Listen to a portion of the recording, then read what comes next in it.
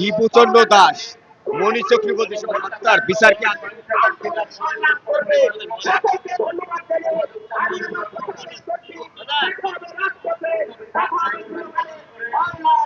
আমাদের এই আইনজীবী সমিতিদের মানববন্ধনের যে মূল কারণটা সেটা হলো আমাদের দেশে বর্তমান যে পরিস্থিতি চলছে এটা হলো অসাম্প্রদায়িক না হয়ে সাম্প্রদায়িক পরিবেশ সৃষ্টি করছে বর্তমান সরকার।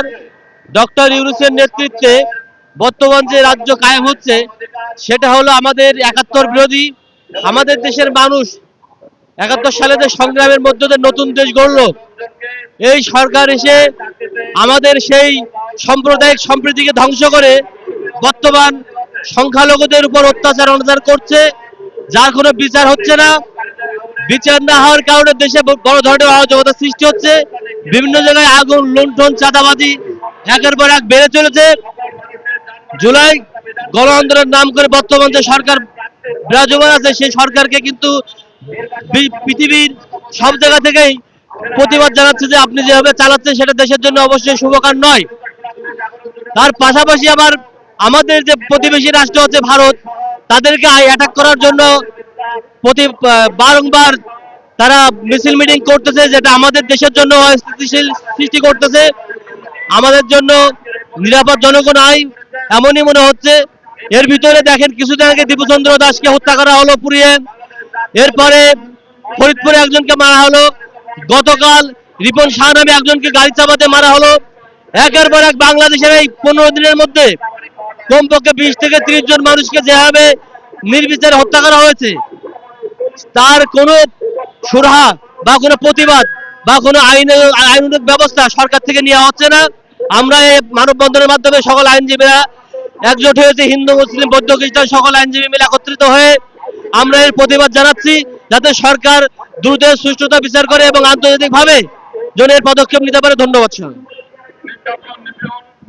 নির্বাচনের পরে আপনারা যে 10 দিনের সেনাবাহিনী মোতায়েন চেয়েছেন, হ্যাঁ সরি, নির্বাচনের পরে আপনাদের নিরাপত্তার জন্য সেনাবাহিনী মোতায়েন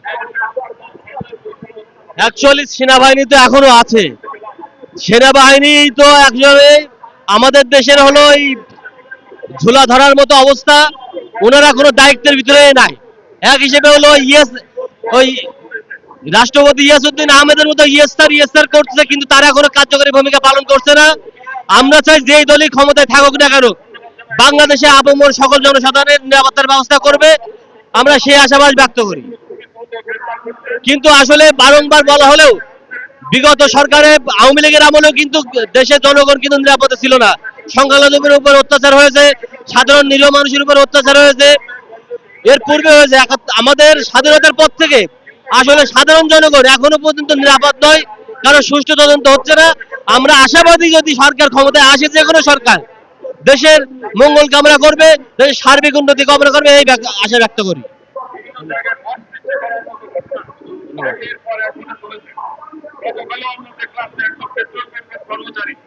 আপনার নাম কি?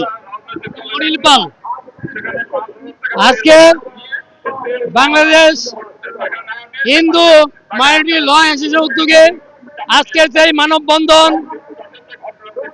আপনারা জানেন পতিত স্বৈরাচারের 17 বছরে এদেশে যেভাবে ধারাবাহিকভাবে সংখ্যালঘুদের উপর নির্যাতন জোর-জুলুম হয়েছিল, 24-এর সেই 5 আগস্টের পট পরিবর্তনের পরে আমরা আশা করেছিলাম এদেশে আমরা হিন্দু মুসলিম বৌদ্ধ খ্রিস্টান স্বাভাবিকভাবে সমন্বিতভাবে আমরা এই দেশে বসবাস করব।